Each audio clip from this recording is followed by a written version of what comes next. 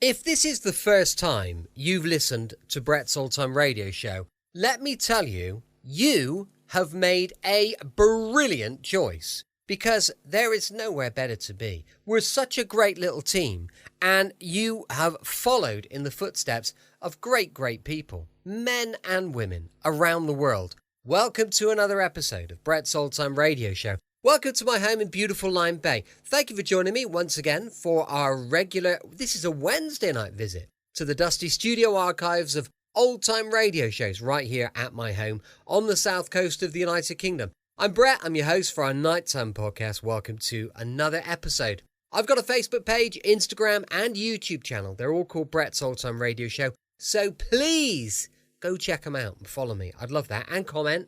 Only if it's positive, of course, because we don't do negativity here at Brett's Old-Time Radio Show. Feel free to send any feedback on our shows to brett@tourdate.co.uk. And please check out my Patreon page, patreon.com/Brett's Old-Time Radio Show. Time now for our latest episode of Rocky Jordan. This is called The St. Louis Blues, and it was first broadcast on the 13th of March, 1949. Time now for Rocky Jordan.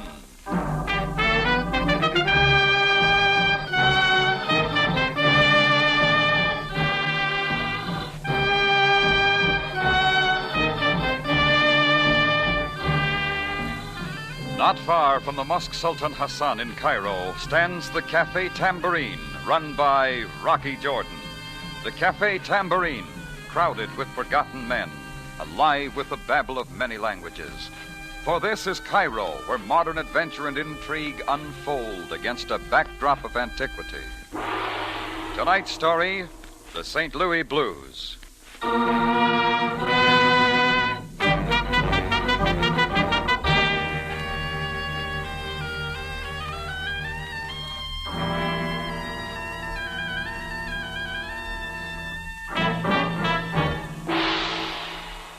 I was trying to wake up over a second cup of coffee in my Café Tambourine, glancing through the morning paper. A picture on the front page didn't mean much at first, but a second look and I recognized the face. It was Ted Polanski, an old friend. I hadn't seen him since the early days in St. Louis. The printing underneath brought me wide awake. U.S. naval hero found lying near the Mahouder Canal with knife in back, victim of an attempted murder. Victim seemed unable to identify assailant. No relatives or friends to be found. Polanski was taken to the Cairo General Hospital. Well, maybe I was just curious, or maybe I wanted to recall old times. Anyhow, I went to the hospital right away to see Polanski. The nurse showed me into a hot little room that had an overhead fan. I found Polanski's bed behind a screen. Hello, Ted. Rocky Jordan, remember me? I remember you. It's been a long time, Ted. All right, it's been a long time. What about it? Well, I'm just sorry you didn't look me up when you came to Cairo. I'd have warned you they play rough with knives around here. I don't need your help. You or the cops or anybody else. What do you want with me? Well, not a thing, Ted. Then leave me alone. Listen, Ted, I know my way around Cairo a little. I don't know what this is all about, but somebody tried to kill you. Maybe if you told me... Why don't you mind your own business? I've got nothing to tell you. Okay, if you don't want to. Am I asking you why you left St. Louis? We'll skip that. Then shut up about me. Just leave me alone. Get out of here. That suits me fine, Polanski. Don't bother to come back.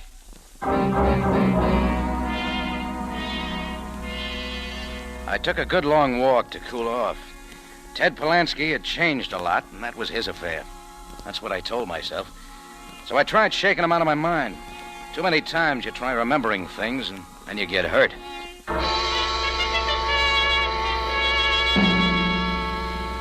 I was behind the bar at the Tambourine early that afternoon when I had a visitor. And for the second time that day, my mind went into reverse. She was American, smartly dressed, but not too much, with just a touch of platine, and a soft, clean face like something I'd known before. Mr. Jordan, I'm Mrs. Saunders, Cora Saunders. What can I do for you, Mrs. Saunders? I believe you were at the hospital this morning to see Ted Polanski. That's right. I'd like to ask a favor of you, Mr. Jordan. Look, before you go any further, I'll tell you I don't know who tried to kill him or why. I just happened to drop in and see him, that's all. You're a friend of his? I was once, back in St. Louis. I'm from St. Louis, too. Well, lots of people are. I'm sorry I'm bothering you, but I've got to know about Ted. Why? I was once his wife. Sit down, Mrs. Saunders. Thank you. Why not go and talk to him? I wanted to. I've been trying all day to see him, but he won't talk to me. What makes you think he'd talk to me? I was hoping he would, Mr. Jordan. Ted and I were very happily married before the war, but the war seemed to change him. Yeah, wars have a way of doing that. I don't know what it was. Maybe it was that episode in the Mediterranean, but Ted never came home to me and our child, Linda. That was 5 years ago. I've never seen him since. Maybe you ought to keep it that way. I was able to trace him for a while, the Riviera, Casablanca, Alexandria, but it was as though Ted had turned his back on everyone who had ever meant anything to him before. I couldn't wait forever. I divorced him and married Evan. All right, you got a husband. Why don't you forget about Polanski? You know things aren't that easy. Yeah. Did you come to Cairo to see Ted? Oh, no, Mr. Jordan. My husband is here on business. He's in Textile. He's here to organize a company, a new cotton process, I believe. I had no idea Ted was here until I saw the paper. Mr. Jordan, would you please get Ted to let me talk to him? Oh, sorry, lady. I don't have any drag in that direction. Oh, but Mr. Polanski Jordan... doesn't want to see me, and I don't want to see him. Let's keep it that way. Please, think it over, Mr. Jordan. I'll be back later this evening. I'm certain that what I'm trying to do is best. Well, I watched Cora leave and tried to wash the thing out of my mind. But somehow I kept thinking of Polanski and kept wondering what would make a guy foul up his life. Trading a sweet little number like Cora and a kid for a knife in the back. Well, my day had been ruined already, so I knocked off and went over to the U.S. Embassy to ask the naval attaché a few questions. Well, there's plenty here in the files about Polanski. Not that I have to look it up. You mean he's been in Cairo before? Yeah, off and on. You say you knew him back in the States? Quite a while ago. What do you got on him? Yeah, here we are. Sit down, Jordan. Thanks. Now, let's see. Theodore Robert Polanski, Lieutenant Junior Grade. Decorated March 7th, 1945. Heroism over and above the call of duty. Delayed parachute jump from burning reconnaissance plane to save valuable photographs which enabled Allies to advance on a broad front at minimum loss of life. Anything wrong with that? For a guy like Polanski, yes. Got too loaded down with medals. He cracked up under the strain. I still don't get it. Well, look at it this way, Jordan. Polanski's just a nice guy from the Middle West with a wife and kid. He goes off to war and suddenly he's a hero. Headlines everywhere, big shots hanging ribbons on him, dames with soft shoulders falling all over him. Went Hollywood, you might say. Well, that's the way we figured it. He began to like it too much, so now he's a celebrity. Couldn't he be forced to go back home? We tried. But when a guy gets that big, he can pull strings. Oh, his wife almost drove us nuts for a while. But she's lucky to be rid of him. He's gone from bad to worse, knocking around in scrapes with the police, women, and now they find him on the streets with a knife in his back. Yeah, that brings me up to date. You got any idea why someone would try to kill him? I don't follow him that closely. Well, thanks. I'll be seeing you. Well, I left the U.S. Navy going through a racing form of some sort and went out into the street. One of the big questions the naval attaché couldn't answer. Why the knife in Polanski's back? I was working on that, walking up the Sharia Nauru, scouting for a taxi, when a shiny red car with plenty of chrome pulled up to the curb. The back door opened, just a little. Step over, Jordan. I knew the native in front with a gun was covering for the voice that came at me from the back seat. The voice must have had a face, but I couldn't see it. All I saw was a shoe wearing spats and a hand filing fingernails. Been keeping busy, Jordan? With my business? Maybe I don't like your business. Forget it, then. Wait, Jordan. We going somewhere? That all depends. Well, let me know when you decide. That's up to you, Jordan. You've been having a lot of conversations today. I know a lot of people. Like Ted Polanski? Maybe. You had quite a talk with him at the hospital. All sorts of questions. He's an old friend. Polanski's got no friends. I'm way ahead of you. What did he tell you? Nothing. Let's keep it that way. He don't want you talking to him. Neither do I. About what? Keep away from him, Jordan. Stop asking people questions that don't concern you. If I don't? You know what'll happen? Come here, Jordan. Little closer. Yeah? Here's a sample. He gave the door a quick shove right into my face. I went backing down like a kingpin in a bowling alley. My breath was gone, and for a second I couldn't move. When I got my eyes open again, there were a million sleek red cars pulling away from the curb. Cars that finally narrowed to one and roared down the street and out of sight. And I knew right then and there, Ted Polansky was a hot article.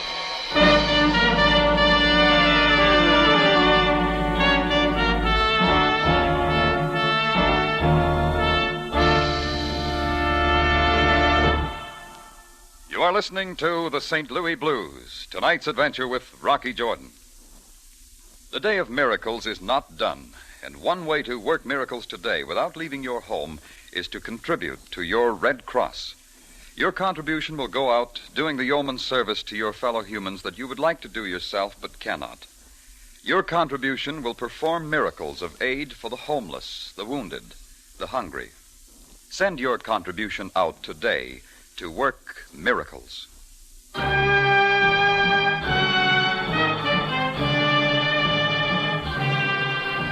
And now we take you back to Cairo and tonight's adventure with Rocky Jordan, the St. Louis Blues.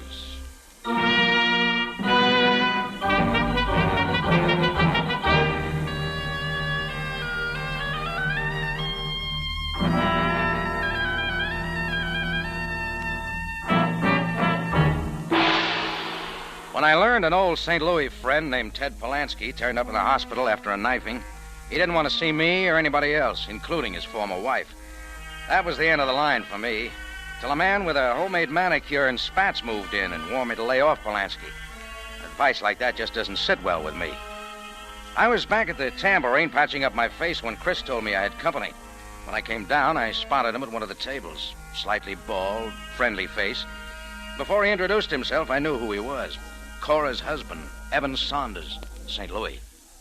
Mr. Jordan, being frank about my personal affairs isn't easy for me. Well, then maybe we can just have a drink. Why, yes, of course, thank you. Straight, if you don't mind. Couple straight, Chris.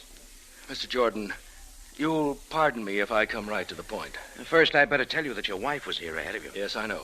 That's why I'm here. Cora keeps nothing from me. She tell you why? About Ted Polansky. Mr. Jordan, I don't want Cora to see that man. She seems to have ideas of her own. Oh, thanks, Chris. Set him down. Then you must understand. Cora's gone through too much already. Waiting all those months. Look, if you're worried about Polansky, you can forget it. No, it's Cora, Mr. Jordan. I've always known that she was never quite able to close the chapter. Never quite sure. She thinks a lot of you. But it's not the same, and I know. I was well aware that she married me, not out of love, but because she needed a home for herself and her child. It was all right for me, Mr. Jordan. I loved her deeply enough for both of us, and we've had a good life. I'm not arguing. Now I found it necessary to come to Cairo on business, organizing a new corporation, Revolutionary Cotton Process. Yeah, she told me that, too. And now we run across that man again, stirring up all those old memories. I know you're an old friend of Polansky's, and that you've talked to both him and Cora, and I'll not stand for any meddling. Hey, now, wait a minute. Mr. Jordan, I'll not stand by and allow you to bring them two together again. He has no right to her. There's something good about our marriage. And I tell you, Mr. Jordan, I'm willing to fight to protect it. You better take that drink, Mr. Saunders. Yes, of course. I'm sorry, Mr. Jordan. You understand, I feel very strongly about this. I'll protect her against that man at all costs.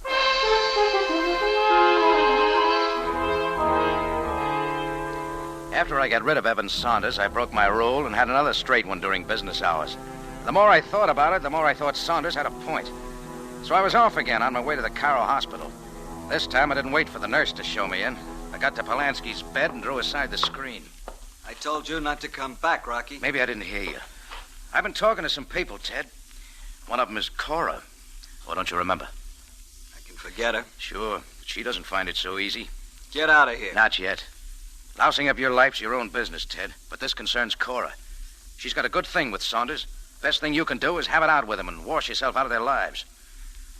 Rocky, what do you know about me? Enough. Being a hero made you too good for her. Bunch of medals and headlines meant more to you than a wife and child. You think so?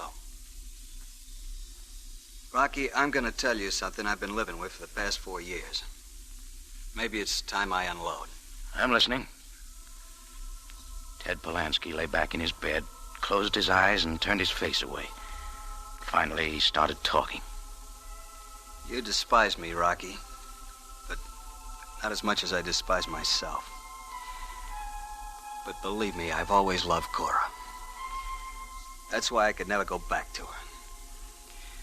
You see, I'm not a hero. I never was. It's not the way the papers got it. Sure. Heard the same story every time somebody pinned a medal on me.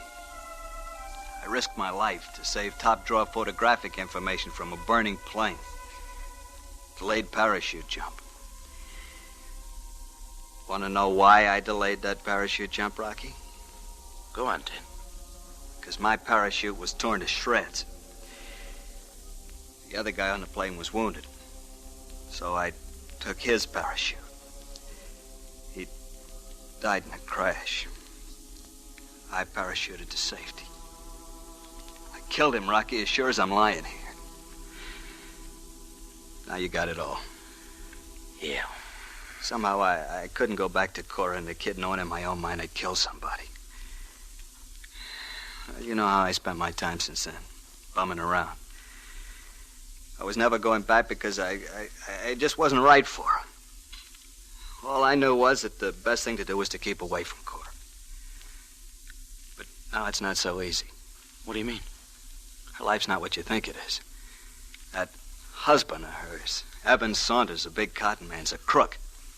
He's rotten crooked, and so's that phony corporation he's setting up. Where'd you get that? That's what's behind that knife in my back. He's in with a crumb named Vance Marco. Shiny car, West Bats? That's a guy. They're promoting a phony cotton refining process, starting a company selling a lot of stock, and after enough money comes in, Saunders and Marco pull out with their pockets full. How do you know all this? Because there was a third guy in the organization, Ted Polansky. Only I pulled out when I found out that Saunders was Cora's husband. I hoped I could stop the deal before Cora got hurt. All I stopped was Marco's knife. Now I'm flat on my back and can't do a thing.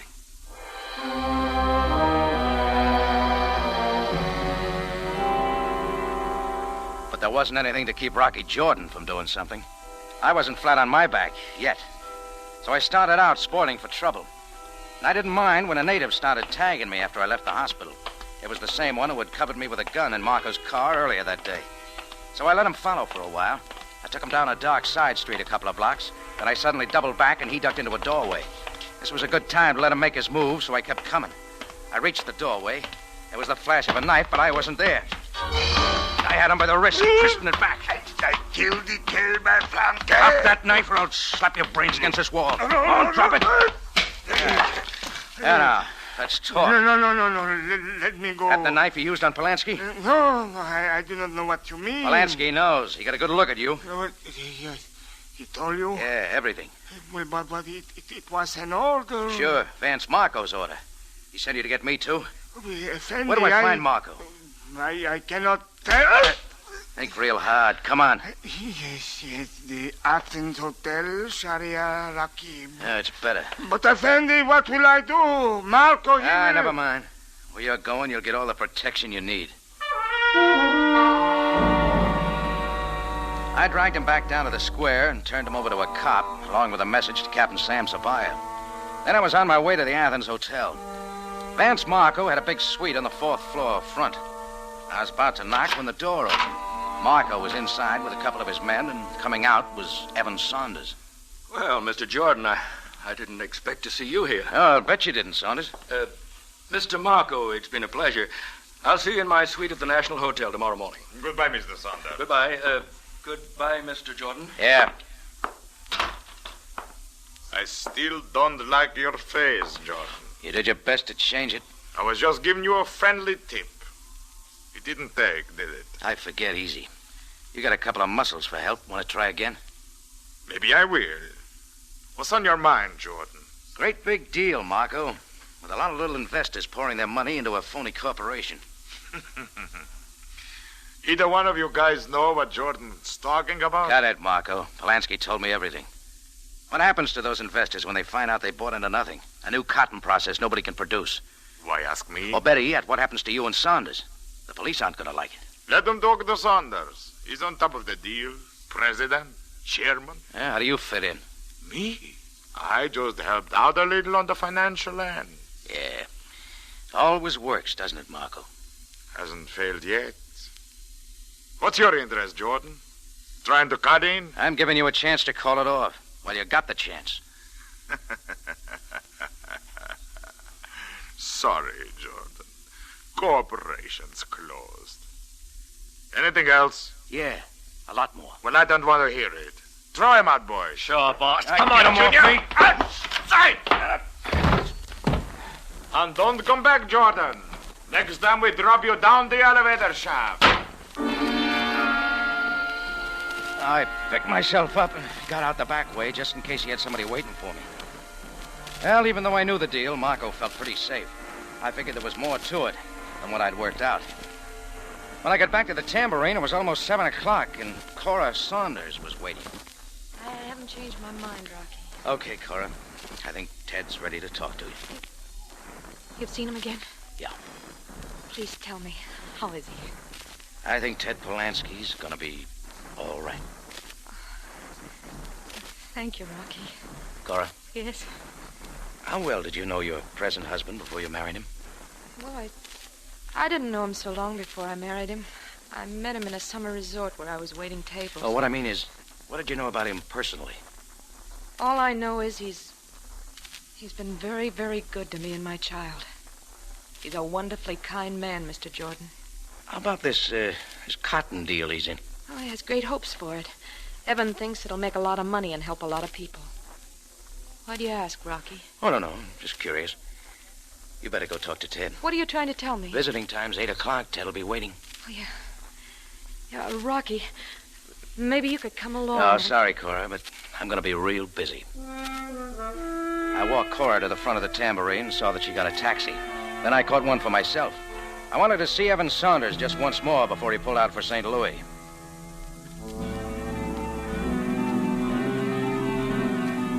At the National Hotel, I got Saunders' room number and went on up without being announced. I found his door open. Saunders was there, pacing the floor. Oh, Mr. Jordan, come in. Yeah, that's my plan, Saunders. Where is Cora? Where's my wife, Mr. Jordan? You're real worried about Cora, aren't you? Don't evade my question, Mr. Jordan. She went back to your cafe this evening. I have her message. She tell you where she was going from there? That's what I'm asking you. I demand to know where my wife is. Where she is at this minute, I don't know. But in another hour, she'll be at the Cairo General Hospital, talking to Ted Polanski. Mr. Jordan, I told you I don't want her to see that Now man. tell me why. I explained that to you. I made it perfectly clear. He's hurt Cora enough. Any other reason, Saunders? Isn't that enough? Try it my way. You don't want her to talk to Polanski because you're afraid of what he might tell her. Why he got that knife in his back, for instance. What happened to him has nothing to do Cut with it, what... Saunders. Happens Polanski told me everything. What did he tell you? Everything. The phony corporation you and Marco were setting up. How he moved in to spike the deal before Cora got wind of it. So you had to get rid of him. Mr. Jordan, I don't understand what you're talking about. I think you do. Didn't you wonder what I was doing at Marco's place a while ago? Certainly not. Why should I? He admitted the whole deal. The investors have been taken for every cent they put into your crooked racket. I don't believe Marco said any such thing. Ask him. Get me Mr. Vance Marco at the Athens Hotel. I'll wait. Yes? Yes? Yes, thank you. Vance Marco just checked out of the Athens Hotel. No forwarding address. Looks like you're on the griddle, buddy. Mr. Jordan, I'm not a swindler. I've been taken in by Marco just like... That's a pretty good act. It's not an act. I'm innocent and I can prove it.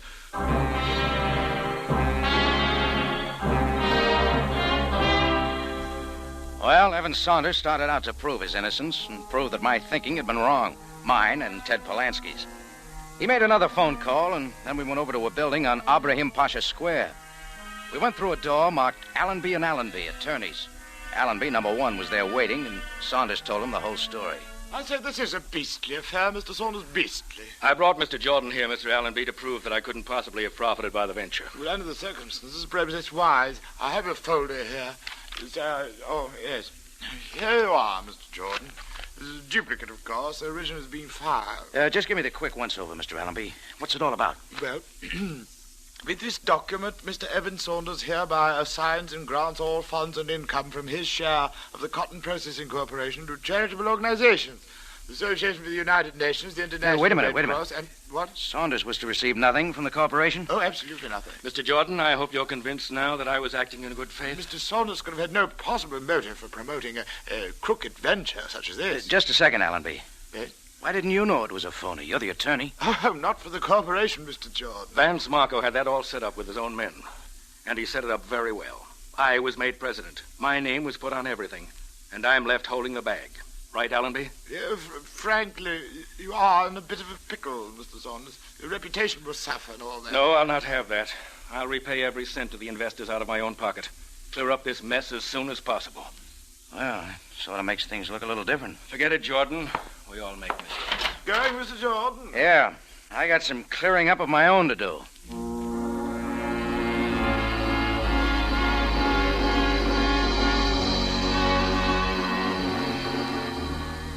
It wasn't yet 8 o'clock, and I had to talk with Ted Polansky just once more.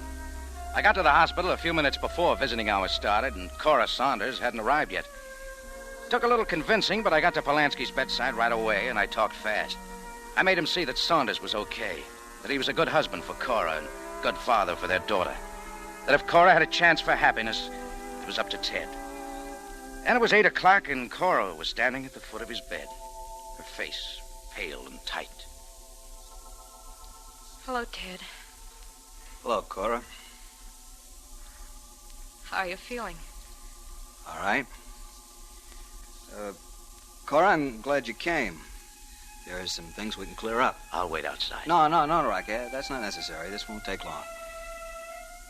Cora, Yes? I want you to know I'm glad you married Saunders. Oh, but Ted... The thing that bothered me was that I left you flat with no one to take care of you. Take care of me? Is that all I meant to you? Somebody to be taken care of? Yes. But I was your wife, mother of your daughter. What about her? I'm sorry, Cora. The child was just a weight around my neck, too. I stopped loving you long ago. Going away to war was just a good excuse for getting away. After it was over, I just couldn't go back to you. Well, I guess there isn't much you can do when there's no love left. I'm just sorry it took so long for me to find this out.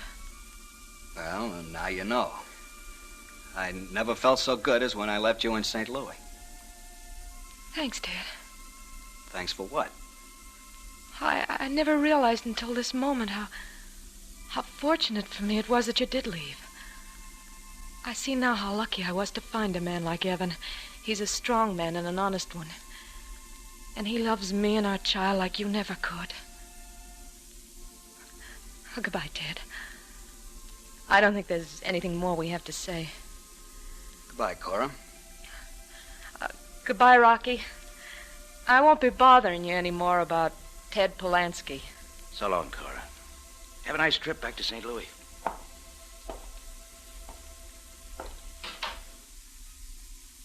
Well, Rocky, how did I do? Okay.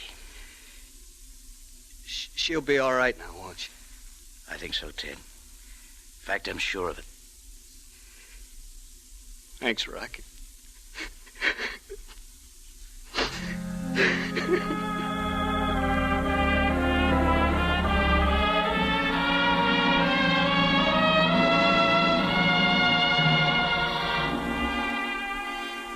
Well, after a while, I left him.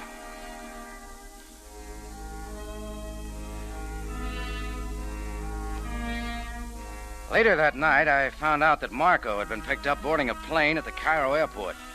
There wasn't much they could do to him about the phony cotton deal. He kept his nose pretty clean. But his knife man had talked, so they salted Marco away for the attempted murder of Ted Polansky. Before I turned in that night, I checked back on my day. Pretty unusual. Not a single dead body. I felt real good about it.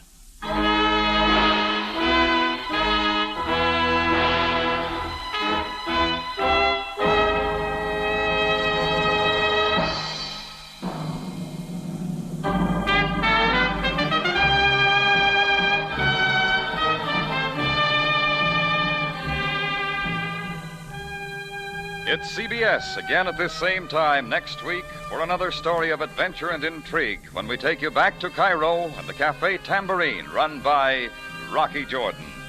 Jack Moyles plays the title role, with tonight's story by Gomer Cool and Larry Roman. Rocky Jordan is produced and directed by Cliff Howell, with original music by Richard Arant. Larry Thor speaking. This is CBS, the Columbia Broadcasting System.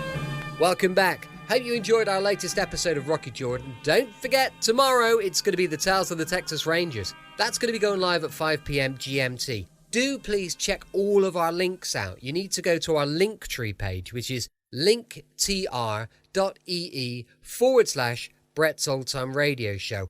Thank you for listening. I'll be with you 7 days a week, each and every week. And I'll see you tomorrow on Brett's Old Time Radio Show. Love you. Bye.